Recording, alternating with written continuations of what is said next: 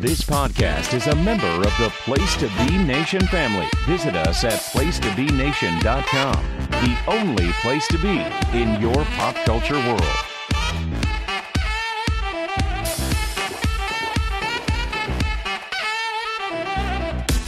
Welcome to the NBA Team Podcast. I am one of your co-hosts, Andrew Riche. I am joined by Adam Murray. Adam, how are you doing in this middle of this the Ides of March and all the March sadness and all the March madness? I am not used to this. I'm used to having a 2-week sabbatical now, so you can go watch your games.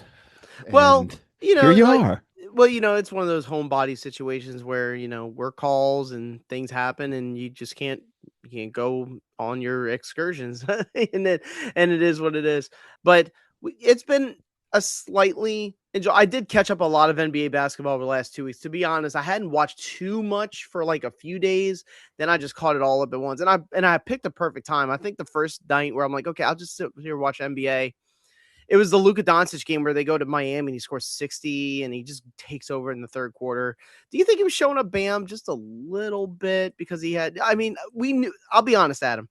I think everyone knew this was going to happen because there were players who saw that 83-point game by Bam Adebayo, which we talked about in the last episode, and they were going to be like, oh, I'm going to get mine. And I wonder maybe Luka was in Miami. He's like, you know what? I'm going to go for it here. And he just got hot. That's how they always don't you notice the great performances all happen within the same time frame? Like one goes off and then the next day somebody else goes off and somebody else. Like haven't you ever noticed that? Yeah, and the haterade still continues. There was a really good one where there was a duel between Devin Booker and Jaylen Brown between the Suns and the Celtics. That was an enjoyable one. I like that one. The biggest news, I can't believe we're doing this because this is how desperate the NBA becomes when we have to have our show and we start off 2 straight episodes with a Wizards game. Because that's what happened last week when Bam went bananas on what is officially now, because I did check the defensive efficiency ratings today for the first time in a week or two. They do have the worst defense now in the NBA. I thought it was the Jazz. I was wrong. It's the Wizards. The Wizards might have the worst defense in NBA history now. But anyways, they were playing the Pistons and Cade Cunningham. They're blowing them out and all that jazz. Wizards are on a 16-game losing streak. And Trey Johnson is trying to chase for the ball. He tumbles. He kicks Cade accidentally into the neck, and it caused a collapsed lung. So an MVP candidate, a guy who's going to be first-team All-NBA, a guy who's the best player and the leading scorer and assist guy on the number 1 seed in the East, he's out. Now, the one thing I want to ask you, we have seen these types of injuries in the NFL, especially with quarterbacks, collapsed lungs, and they're usually out about a month. They said 2 weeks, which is highly curious because that's exactly when the playoffs start. It's not like we don't have like AP polls in in the NBA. There's standings, so they can't hurt their standings. And they're winning games without Cade anyway. They're actually playing well without him. Jalen Duren has been awesome, but are you a little fearful that the injury for the collapsed lung for Cade Cunningham might be longer than 2 weeks and that he might not be ready for the first round of the playoffs? Well, first I need to correct you. Okay. We need to bring out the retractions. Cade is not going to make all NBA nothing. Yes, he is. No. How many games has he missed? He's played 61 games. What's the minimum? 65? Isn't it 65 for the awards? Do you think they're going to ratify that? Maybe at the last it's minute? going to be changed next year. No. Before you think they're going to have it this year? Yeah, like during the expansion vote, they're going to say, "Hey, can we change this?" They need to change it. Mm-hmm. They 65, really, and I'm not trying to say like it's too much for players. It's with the culture of player availability and team management. It's just very hard. It's like pitchers in baseball. It's almost impossible to expect a player to play more than 65 games a season, which is 70. It's really, really difficult to get to that level. Be an everyday superstar. I understand what the intent behind the rule was we can't give Joel Embiid getting it for getting We can't have 45 games. DNPs so that people sell their tickets. I get it. We can't have it being you missed half a season, you're still winning. But 65, as we've seen, is too unattainable, and the people who've missed it. I don't have time to look this up. Okay, I'm sorry. How many times has Anthony Davis played more than 65 games? I want to say maybe twice in his career. I would put it at like 2 or 3 times in his entire 14-year career. Anthony Davis, just for example. Because where we're at right now, Jokic can only miss 2 games. Avdija can only miss 2 games. Devin Booker can only miss 2 games. Evan Mobley, Wembayana, and Kawhi can only miss 3 games. Evan Mobley's been awesome for the last month. But ever since Harden came in, Mobley's been killing. That's where we are right now. Is what you only got. Good luck. You got to play the season out. You can't. It's a terrible rule. And with Cade, kind of go back to the original question now. Okay. It alters that team completely because he is the one superstar on that team, and everything ran through him. My fear for them is that, like you were just saying, who's the secondary scorer? Jalen Duren can score. He's on track for MIP this year. But can you rely on him to be the go-to scorer? And then you have like Tobias Harris and Duncan Robinson and Denise Jake. That's really hard to ask for. Yeah, Dennis Jenkins will be the de facto point guard right replacement because they got rid of Paul Reed Ivy. Is the backup big in case Darren gets in foul trouble. You know, you got Beef Stew to get in a fight and get suspended. And Stewart's hurt, so I'm not sure how serious the injury is. He might just be taking a blow, but like it's tough. It's tough. It's a tough situation for Detroit. So, yeah, he's definitely out. He's definitely out for the regular season, and I would imagine out for the first round as well.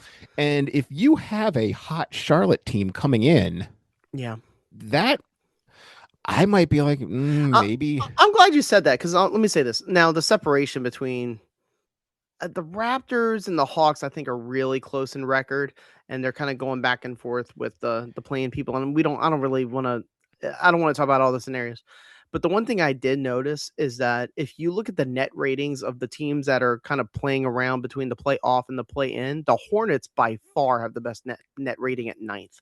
So it tells me that either they're red hot and they haven't cooled off, or they are legitimately the most dangerous team in the play-in. And they're the 10 seed right now. I mean, all the play-in teams are sort of running a hot streak. And the only, as we mentioned last year, where we wrapped a bow on the season nicely, all the tanking teams are 0-10. They're on big losing streaks. The Bucks are awful. The Bulls, I got to give credit to Josh Giddey. Josh Giddey's playing really, really well, even though the team's not going to make it. Wizards, Pacers, yuck. They've combined to lose 31 games in a row so far. And the Grizzlies are, the Grizzlies are weird. Like, that they're tanking. That they're not trying their best. Javon Small is their starting point guard, but then you'll watch them beat the Nuggets. And you're like, how did that happen? It's just one of those rants. But yeah, like you said, Indiana, Washington, and Brooklyn are combined 2-28. Awful. So no wonder but it's like, hey, Charlotte's 7-3 in their last 10, but so is everyone else, because if you're playing these bad teams, unless you have a major slip up, they're easy victories. But again, going back to the main topic, Detroit, if they get a hot Charlotte or Tyrese Maxey coming back from injury, a healthy Philly, I don't know if that looks good for them. So he's going to be out. If he comes back, he's not going to be coming back playing 36 minutes with a. And the unfortunate part of that is that the design of the team, he does play 36 minutes. Like that. That's what he's at. That's what's asked of him. Like that's how the team is. That's how the offense and defense is designed. But he physically can't do that. I wonder if it'll be a similar scenario to what Boston might do in the first round with Jason Tatum. Also for Tatum, because the 2 seed, they're right there at the 2 seed. I think New York is on a winning streak too. They can catch up.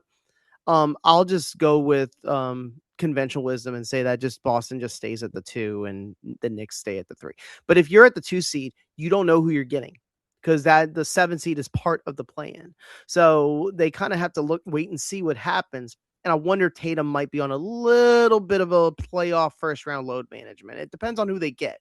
If they get in Orlando, I think that they can. I think they can be conservative with it because I don't think they pose much of a threat, to be very honest with you. The Magic are Boston does not play well against Orlando, no, yeah, but they're so and Boston does not play streaky. well against Like the Philly. Magic will just like now. I'll give credit to two guys because Franz Wagner. I'm gonna be very honest, Adam. I think Franz Wagner broke his ankle back in December and he's not coming back. They're not saying it. It's just like Steph Curry with his knee. They're not saying it, but the Warriors are not planning to bring back Curry at all. And I think the same thing's going on with Franz Wagner in Orlando. But I got to give credit to two people. One we've talked about a lot because he got such a big contract a year or so ago, and we thought it was way overpaid. Jalen Suggs is playing well. The other one, and I don't think we've ever really talked about him that much. He's a second-year player. Tristan Da Silva is not a bad player. Let me tell you, the only problem is that he gets in foul trouble sometimes, and he doesn't play a ton of minutes. But the games where he plays up to 30 minutes, he's a highly efficient player. He is a glue guy, but that's what you have to be on a. But I understand what you're saying about the Wagner. regular season. They match up poorly and blah, blah, blah. But they played last year with the same roster, basically, outside of Bane, and the Celtics wiped the floor with them. So I don't see that being a problem.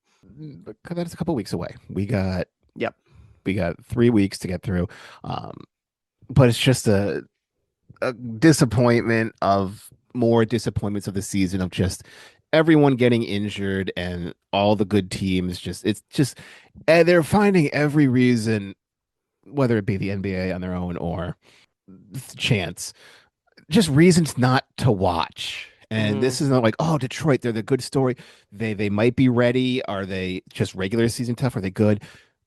And now we have, who's going to take over? Well, New York, they don't look happy or complete anymore. Cleveland might have righted the ship, but it appears Hard's on his best behavior. Max Strus, you're right. Max Strus just came back recently.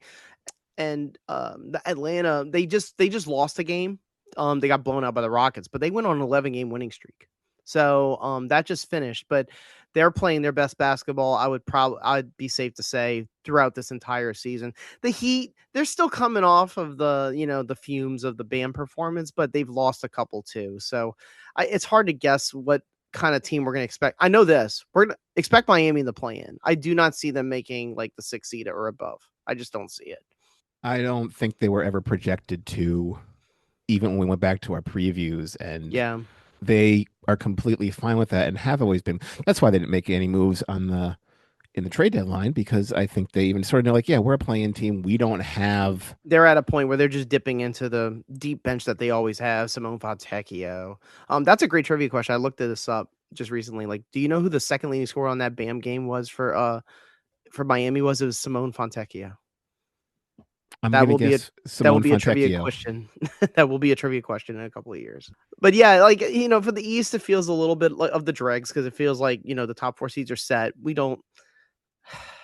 I mean, could Cleveland climb to the 3? Maybe. But I do feel like those top 4 teams are the top 4 teams. Like, I would be very surprised if any of those top 4 seeds lost in their first round. Exactly, and that's the East, and Atlanta is hot, but I don't think they're built for the playoffs. Toronto doesn't scare anybody. The same thing with anyone in the play-ins. They're, Philly, Orlando, Miami, Charlotte. Yeah, they could, I believe, have an upset in the first round, but I don't think you'd be like, oh, they could go through Cleveland and New York. And you sort of force yourself to watch like B storylines, like VJ Edgecombe stepping up in the absence of Tyrese Maxey, and if that creates any kind of intrigue in terms of the Rookie of the Year race between himself, Flag, Knuppel. I still think it's between Knuppel and Flag. I think Flag's going to win it. But, just a couple of interesting things like that. The Nuggets are weird. Like, they'll have a game where they look terrible, and then they go to San Antonio, and they beat them. Now, Wembanyama didn't play in the game. The Spurs are pretty hot. They hit a game winner on the Suns. I think Victor was the one who hit it at the buzzer. I have seen a couple buzzer beaters. Did you see the one where Bilal Coulibaly hit one off the glass to try to force overtime? Luke Kennard hit a 3 to beat the Magic. Like, there's been a couple of wild. There was one between the Pelicans and the Rockets where, like, they did an intentional miss, like Austin Reeves did, and it worked. But Trey Murphy's 3 didn't go in. So, you're gonna go with the Luke Kennard game winner. Yeah, at Orlando. Yeah. Buzzer beaters are always fun to watch, which we They will. are. And Kevin Durant passed up Michael Jordan for fifth all time. I really do think he's going to pass LeBron.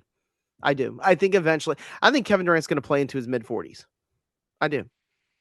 I think he just loves ball. I don't think he wants to stop playing until he's like, Well, that's all he has, and he's admitted that's all he has. It's like that's why I don't have. which is fine. It's fine for him, but like I feel like, he's on the trajectory to pass.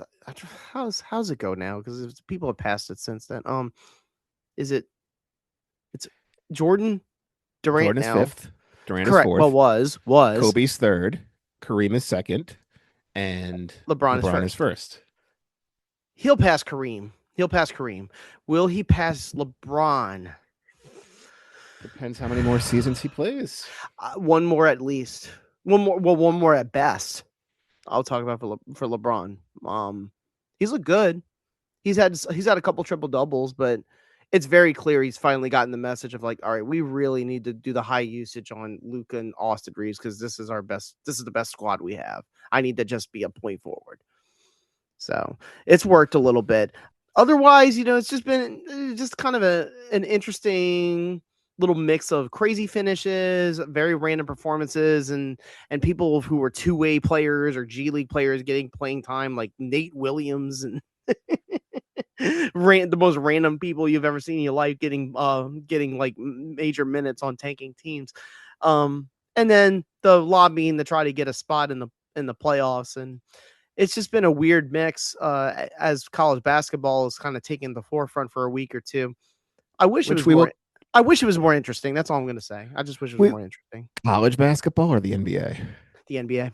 I just feel like it's a bit of a death march this time compared to other years. Well, that's why we wrapped up a last week, and sort of everyone else kind of did that even before us. But just changing topics for a quick second back to BAM with the two sort of funnier takes.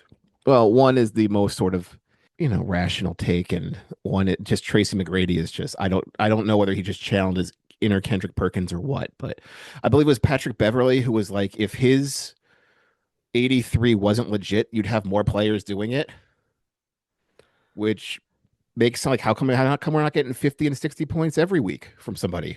Yeah, I don't believe the inflation formula there. Yeah. This isn't the box office at the movie industry where all box office is up because ticket prices are like if everybody could do that, they would. That's all I'm going to say. And then Trace McGrady with the take of we shouldn't have expansion because the league is already bad enough if somebody like him could score 83. Well, it's funny because the day that report came out, the Nets had 29 points in one half against the Thunder. Well, the Nets also have no one left, and they're just trash. Even Michael Porter Jr. is in dress clothes. Yeah. Pretty bad team. So, yeah, we are the NBA, as you had said. They finally did announce expansion will be coming, or the vote on it. You're not going to have a vote if you don't know when the board who's on your side exactly. And we know there'll be a few. And do we? By the way, and also I just want to ask you this because I don't know if this was necessarily said in the Shams Charania report that you're talking about. Do you think there's any possibility it's any other cities other than Las Vegas and Seattle? No, they would not have mentioned that had it not been like. What about Pittsburgh, Tampa? Like, do you think anything? Well, we know it's Seattle. Period. Okay. I'm just asking.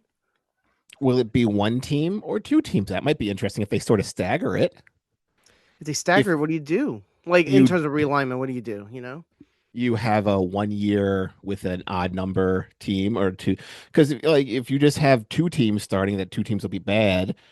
Yeah. We mentioned, but we also have a start year, which nobody knew until now, 2028-29. So we have 2 years to get ready for the something that you and I have been practicing for 5 years straight now, the expansion draft. They should just call us. We know how it works.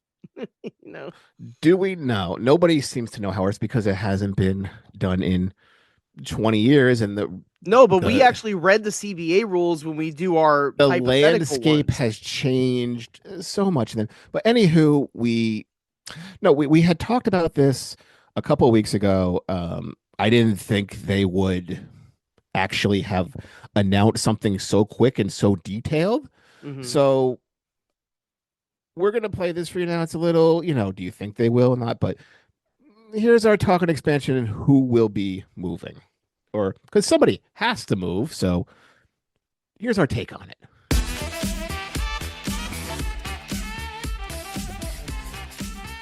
The league is getting worse. Oh, the league being worse than it used to be is the sort of the common thing. It's a tried and true tradition, It's like when people who watch SNL go, it's terrible now. It wasn't like it was good in my day when, insert the featured comedian. Yeah. And then it goes back to back. Can I give you mine? 92, when they had like Myers, Farley, Sandler, Hartman. And they say that wasn't as good as the Sweeney, Dana. That was the peak.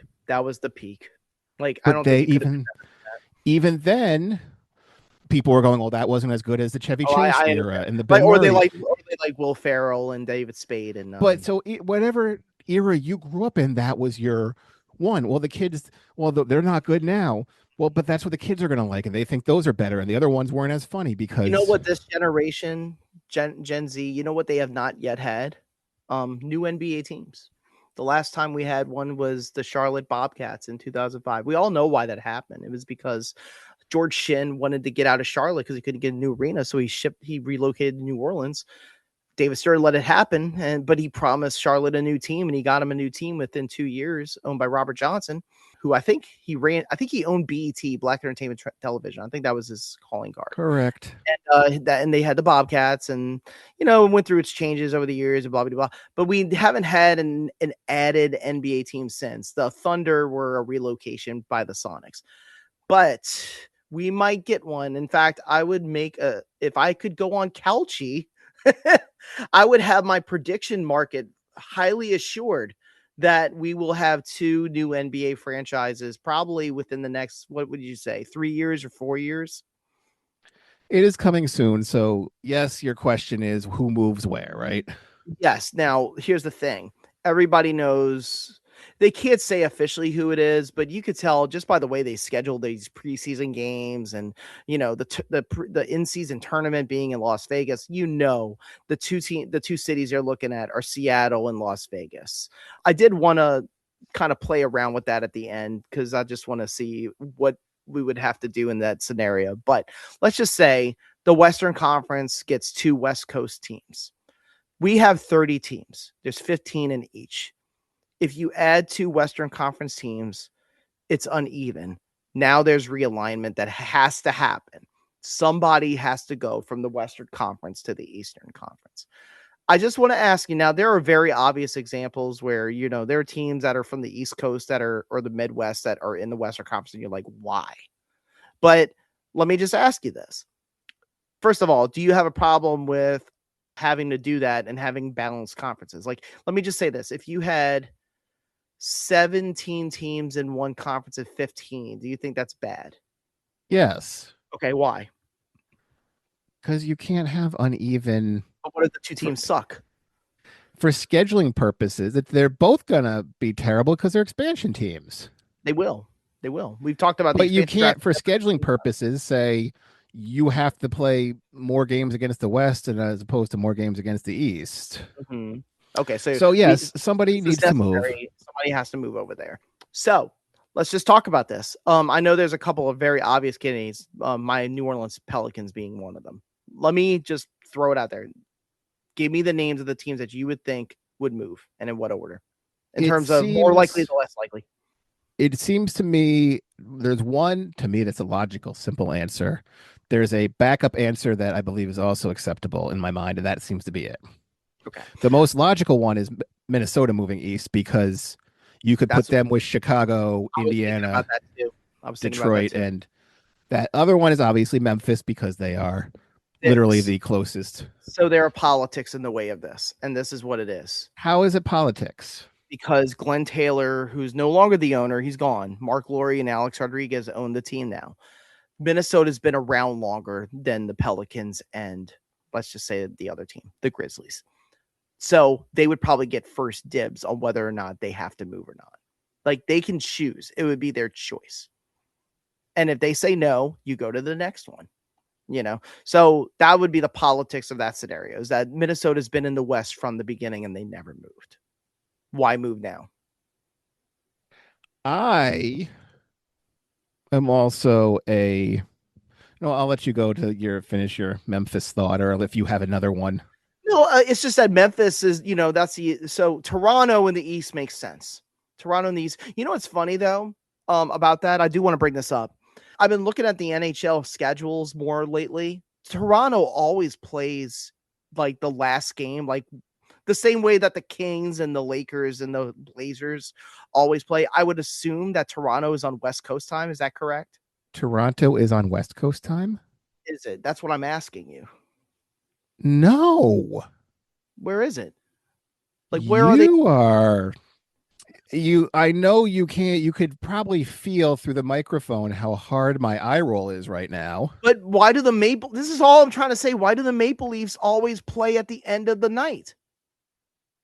They don't always play at the end of the night. Yes, they do. Look at the Toronto schedule. is an hour away from Buffalo. It's northeast of Buffalo.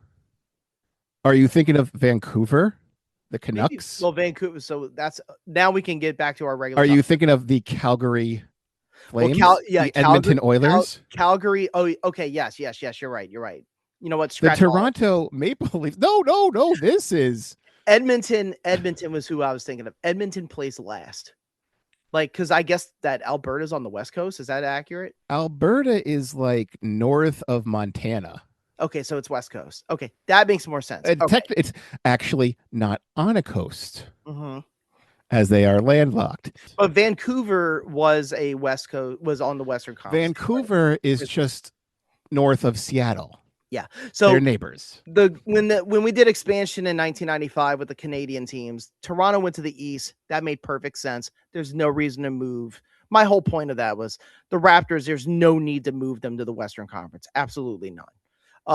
When Vancouver moved to Memphis, that's when it got wonky, because Vancouver was sort of on a West Coast time frame when they moved all the way out to Memphis. And let's be very real. Let's be very honest. I'm sure Vancouver's a wonderful place.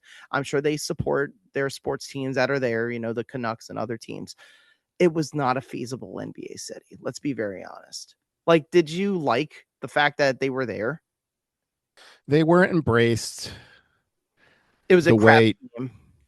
It was a bad team who drafted poorly. They're embraced by the city. Their jerseys were ugly. Their arena was hideous. They looked like they were playing on Sky Sports all the time. I could they couldn't even get good TV feeds. Like every time I watched them, the fans who were the fans, the same way as like why did the owner from Charlotte have to move the team? Well, because the city didn't really care about the team. But if Vince Carter went to the Grizzlies, do you think they would have survived?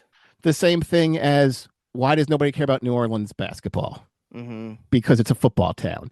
It was a hockey town. Toronto embraced the Raptors, and then as you saw with their championship, it was a beautiful thing to have the whole. I think the advantage they have too is that they're owned by the same capital group that owns the Maple Leafs. So it's like one of the only. I just saw this documentary about the Montreal Expos about one of the reasons why it got moved is because the person who ran it sold it to a group of people from Montreal who had all these different business people who had no idea how to do it. But the advantage Toronto has is that they have a capital group that owns it. But the Raptors are almost second banana to the Leafs, as weird as that sounds. But they're still embraced. The Raptors were kind of not. And they have a banner. The Expos couldn't pull people in, and when it's time, you guys need a new stadium. You're playing in the Expos didn't 72 have a banner. Olympics, and it was just the Montreal Expos never won the World Series. They never went to one. That's what made Seattle so heartbreaking. They had been great. They had won an NBA championship. They had been to the finals, and they still got relocated. I think that's sort of why a lot of people think, it's going to eventually happen that Seattle is the second team. Las Vegas. Well, I believe Seattle will be the first team. Las Vegas is a slam dunk. Everyone knows that they're going to get a team. Everybody knows it. I think it's a slam dunk that Seattle is going to get the team due to what happened. I'm surprised by that. I would have gone the other way. Do you think it's going to be the Sonics? Anywho, we have two teams in the West. Who would you move to the East? I don't even think you gave your. No, I danced around it. New Orleans, I think, would be the first one to be told to move. And the other one who might have the option if Minnesota says no is Memphis. It would go Minnesota, then they ask Memphis. And if the Memphis owner doesn't want to do it, then New Orleans has to do it. Okay, I don't think they're going to be asked. I think it's just going to be we're going to have realignment. But they have to talk about this. They have to have a owners meeting or some kind of a pencil poll where they talk about this and they say who's got to move. They have to negotiate this. I don't know. I don't know. I really don't understand. I don't know what unilateral power knows. Adam Silver has over this. I really don't have the answer. We haven't seen expansion of the NBA and realignment since 2005. And remember, the New Orleans went from the East to the West, so they would just be going back to the East. They could do that. Why not just realign everything?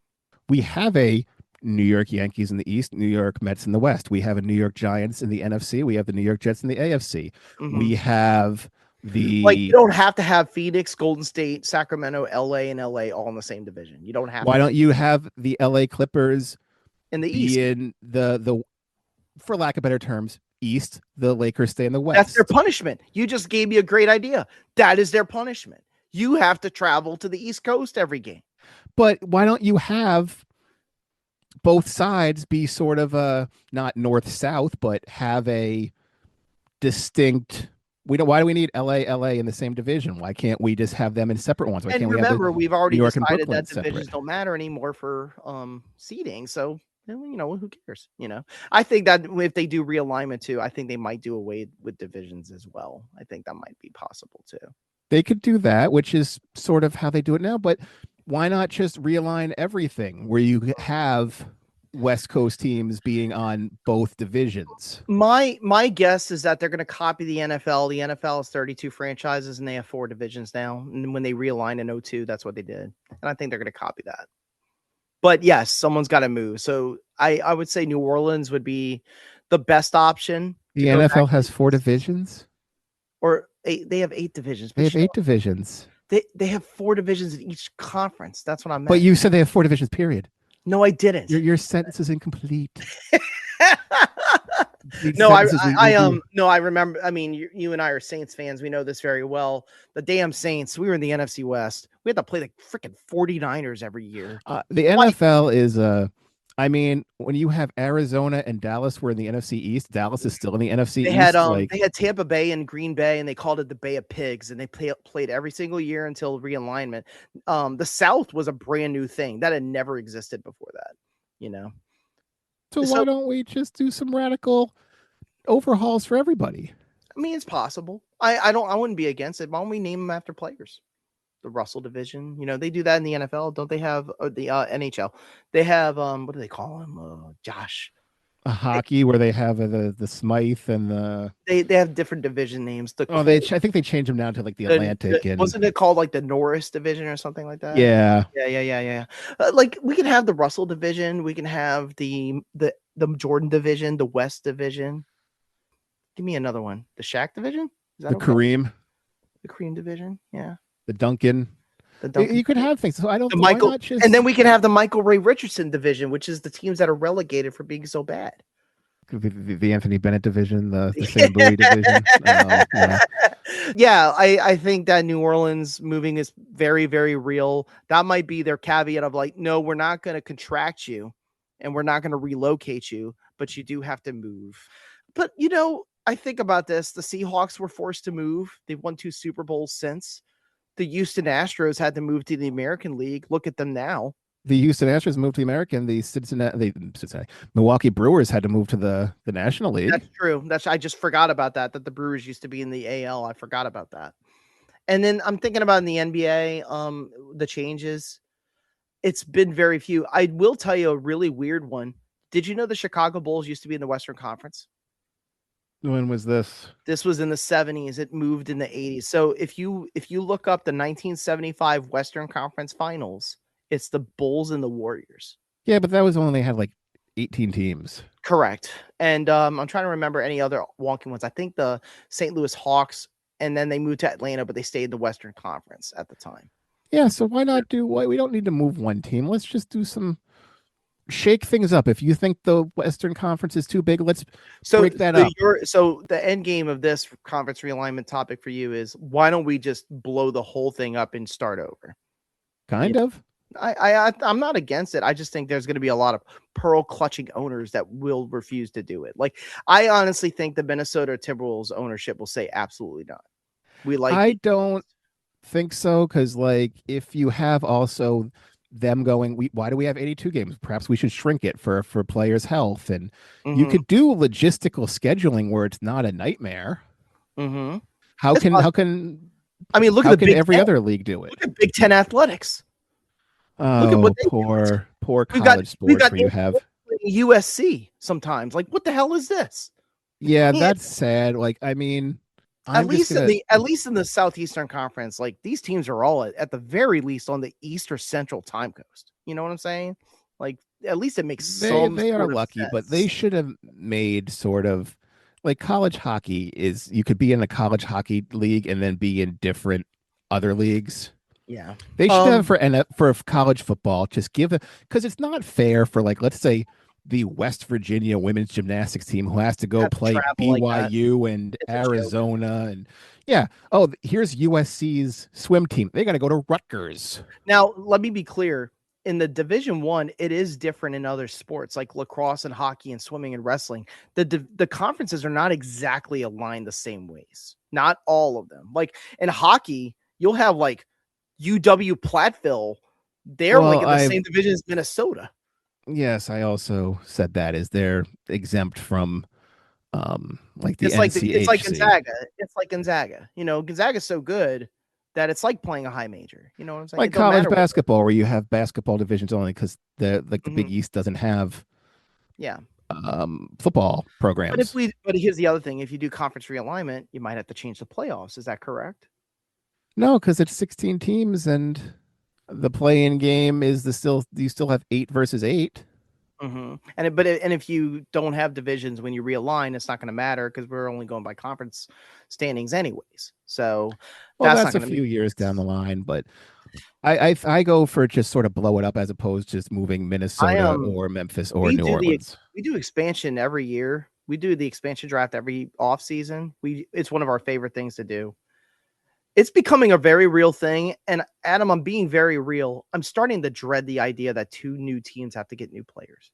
Like, I'm starting to dread it. I used to love expansion as a kid because you got new uniforms and new players and new sights and new sounds.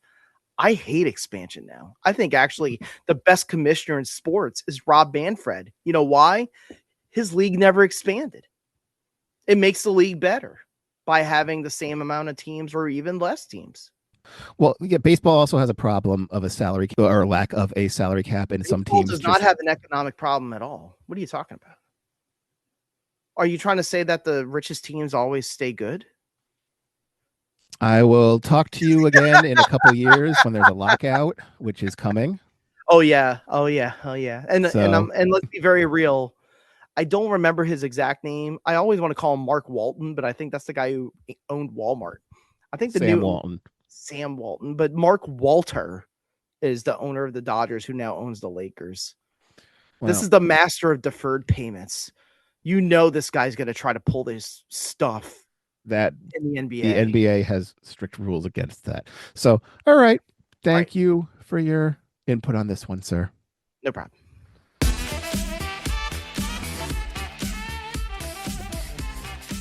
All right, so between then and now, did you happen to check a Canadian map and then say Edmonton's over here, Toronto's over there? They're nowhere near each other. All that happened is I mixed up Toronto with Edmonton. That's what happened. I mixed them up. That's all. It's like one of those bad. Now know I've grown during the fruitful time that we did the discussion. Edmonton and Calgary are near the West Coast. Toronto is in the East Coast. I know this. And Vancouver is smack dab in the middle somewheres. No, Vancouver is just above Seattle. The smack dab. But I don't know, man. British Columbia is a pretty big ass province. It goes to the right a little bit. It leans to the right. Yeah, it goes to the Rockies. The Rockies is the one start, Mm, and then it goes all the way to the Pacific Ocean. And Vancouver is right on the Pacific Ocean, just north of Seattle, and you got to drive right through it to get to it if you're driving from from Washington to Alaska. And the smack dab in the middle is Winnipeg, which is just due north of North It's so funny that Dakota. we are talking about the geography of Canadian provinces when Canada is not even getting a team. So it's like, why we tried this. We tried this. Vancouver had a team, it didn't work. We discussed that on the in the segment. Like it's like, but you know what? Good on Seattle. I really, really hope they just call it the Sonics again. I don't know if it's They've already announced that they so as part of the wait no. When you say they, do you mean the city of Seattle or the NBA? The NBA is not saying anything right now. the NBA hasn't said. The Oklahoma City has said that. Mm-hmm. They said that because that was part of their agreement to move is if Seattle gets a team, they can have everything back, including the old Seattle records. For Las Vegas, to me, it's easy. The Gamblers, just call them the Gamblers, or the Parlay, or your Kalshi Poly Market. Well, the Outlaws would have been a good one. I know that I think the XFL had the Outlaws, unless they still do. But there will be good ideas, and then you're gonna have then there'll be terrible ideas. Remember when we tried to have one called the Baby Cakes in New Orleans? There's some terrible ideas for team names. Well, it's not like minor league baseball where you have a funny team name for one game and whatnot. But anywho, expansion, as we said before, we tossed to the segment. We do that every year. We have our own expansion drafts. And yeah, then we really have to do it. We will have one again. It's usually. But can I be? Let me say one thing about this, okay? The one thing I like is how, or I find funny, is how sensitive sports fans are now. I wonder if it's just because there's more people online, creating Discord, or they're just stupid. Where they're like, "Oh my God, are you saying we could just lose our players to like an expansion? This is such a joke." I'm like, "Yeah, man. I grew up in the 90s. Like this happened. We had expansion on 3 different occasions. This happens. Like, get over it. Like you're going to lose players in the expansion draft." Yeah, and well, you're not going to lose anybody good, but I guess those who are complaining are the ones who love the two-way players and think the two-way players are future. I'm just saying, like the idea that things happen that haven't happened in a long time and they resurface like this, like expansion drafts and stuff. Anywho, everybody gets their feelings hurt. Like, oh my God, this doesn't make sense. I'm like, yes, it does. This is something we dealt with. Anywho, just I dug up our old expansion teams from last year. Do you happen to remember your team? No, I don't. You're gonna have to read it back. Okay, so your team was Abaji, Rollins, and Ryan Nemhard as your point guards. Fairly solid. Ryan Rollins is like an MIP candidate. Yeah, he's had a good year in Milwaukee. Your first round expansion pick, you took Jordan Poole, and then Malachi Branham and Ben Shepherd. Shepherd's okay.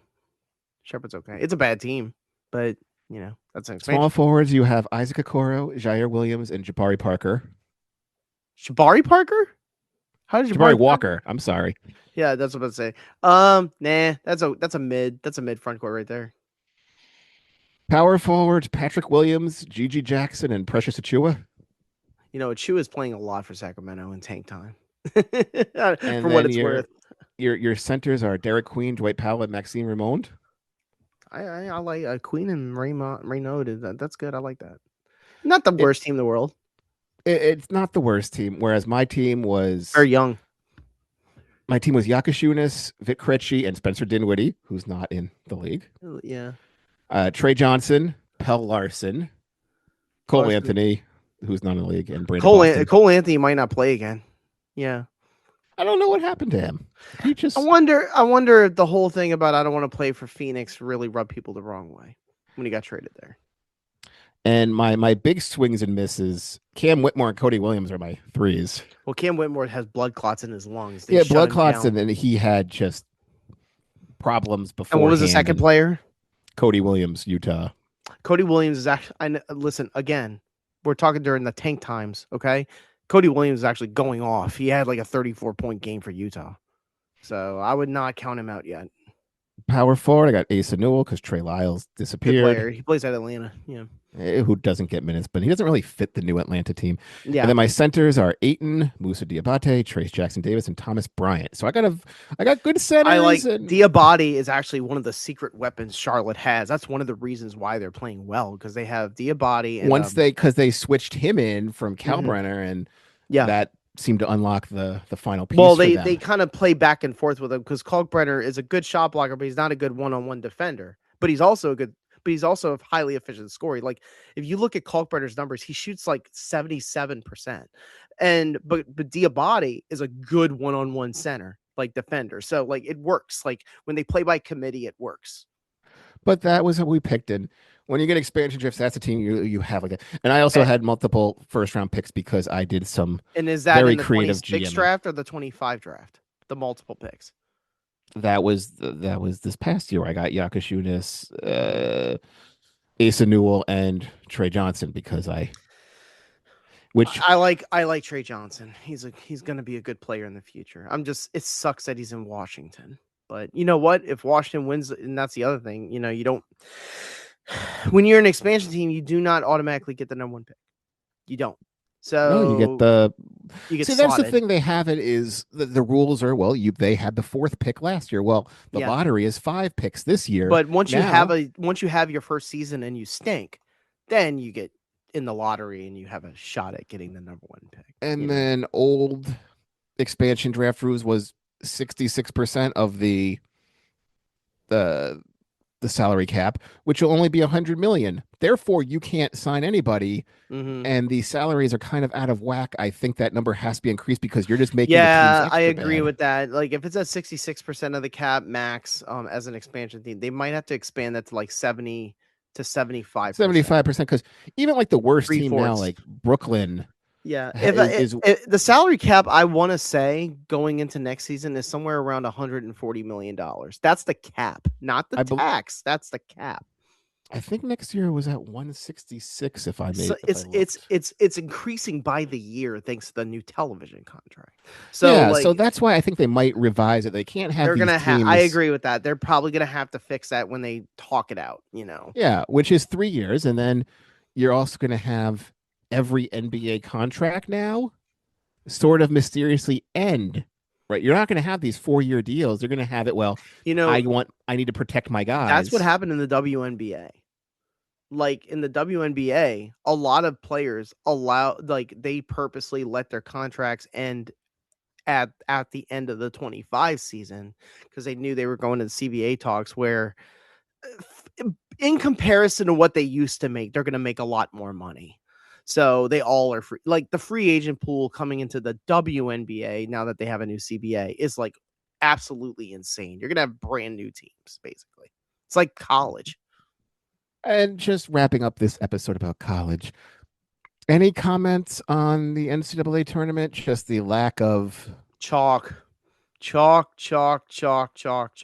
I mean, yes, we had our upsets. Yes, we had our good Cinderella stories and life lesson stories, but mainly like it's best on best once you get to the second weekend.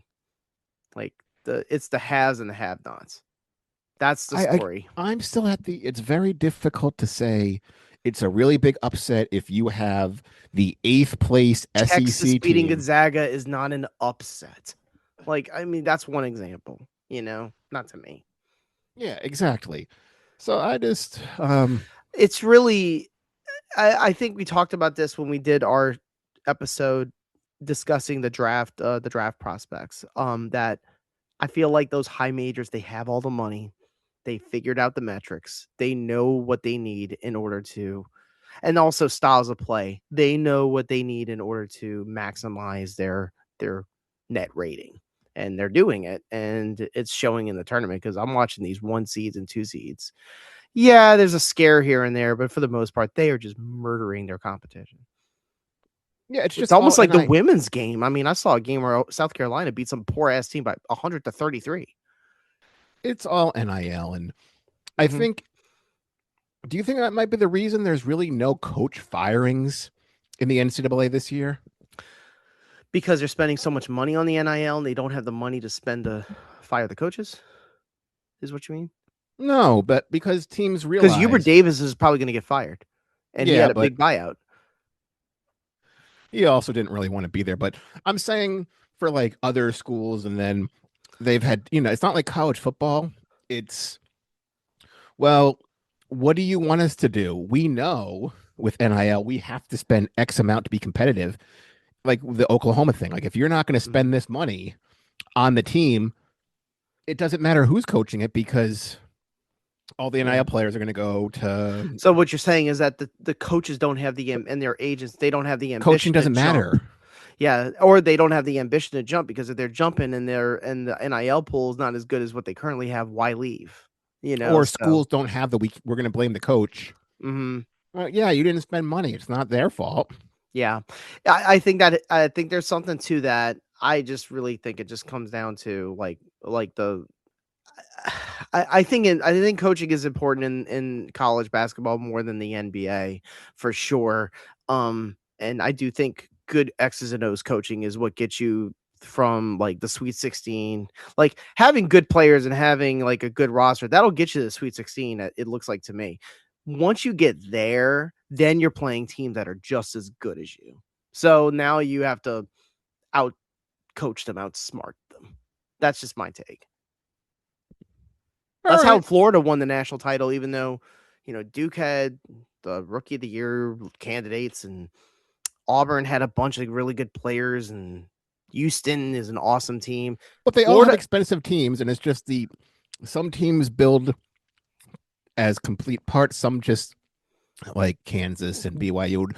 We're just going to get the best player for the highest money and we'll figure it. And like, let's be real, like Debansa, he goes out in the first round. Did he hurt his stock? No. You know why? He looked awesome in the one game he played, So I wonder if having these first round flameouts, like there's almost like a built-in excuse of like, yeah, but it was just, he was the only good player they had. You can't expect them to do everything, And then you have just looking back, is it better paying one guy $7 million or is it better paying three guys $2 million? Yeah. That's why I think Peterson, regardless of how Peterson performs, that's why I think he's still going to go number one. I think GMs have already convinced themselves in their head, like, this is my guy. Well, it depends whether it be Oklahoma I mean, look at City Mikael Brown at Louisville. Mysteriously, I can't play. You know why? He got a promise. He got a promise from the NBA GM. You're going to go 5. Anywho, that wraps it up for us for this week. For Andrew Riche, I'm Adam Murray. Have a good one. Take care.